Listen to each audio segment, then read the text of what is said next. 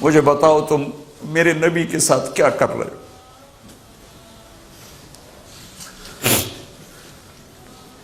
وہ تمہیں فرقوں میں بانٹ کر گئے تھے یا امت بنا کر گئے تھے؟ کیوں اس نادان کھیل میں اپنی زندگی برباد کرتے ہو؟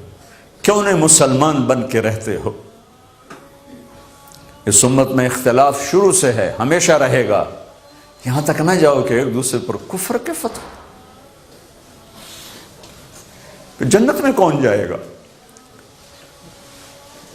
سنیوں نے کہا وہابی کافر، وہابیوں نے کہا سنی کافر، بریلیوں نے کہا دیوبندی کافر، دیوبندیوں نے کہا بریلوی کافر، شیعہ نے کہا سنی کافر، سنی نے کہا شیعہ کافر۔ جنت میں کون جائے گا؟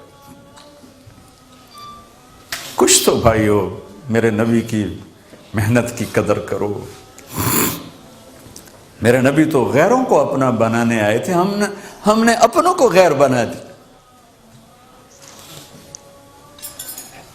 جو نفرت کی آگ وہاں بھڑک رہی ہے، یہاں مت بھڑکاؤ۔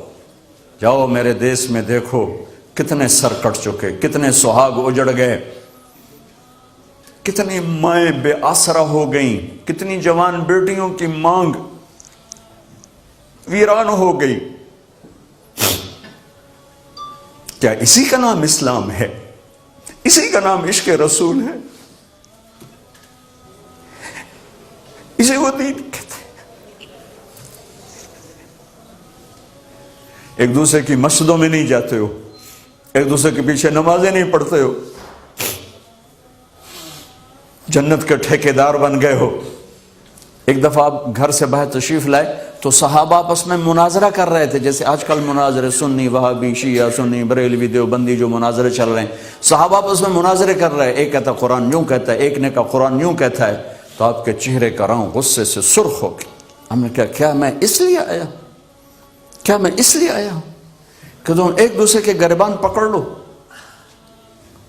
اور تم ایک دوسرے کے گلے کاٹنے لگ جاؤ اور ایک دوسرے کو کافر ٹھہرانے لگ جاؤ؟ کیا میں اس لیے آیا ہوں؟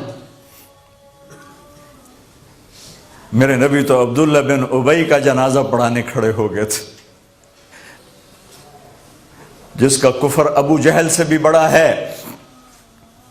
ابو جہل اوپر کی دوزخ میں، عبداللہ بن ابی سب سے نیچے کی دوزخ میں ہے۔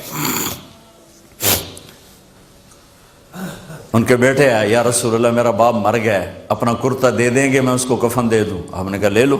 کرتا اتار کے دے دیا۔ آپ کہتے بدبخت منافق، دفع ہو جا، دے دیا۔ کہ یا رسول اللہ آپ جنازہ پڑھائیں گے؟ کہاں پڑھاؤں گا۔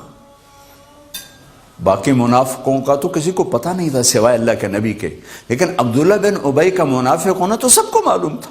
آپ جنازے کے لیے عمر سامنے آ گئے، یا رسول اللہ یہ کون ہے؟ کہ مجھے پتہ ہے کون ہے، تو آپ اس کا جنازہ کیوں پڑھا رہے؟ کہ شاید اللہ معاف کرتا۔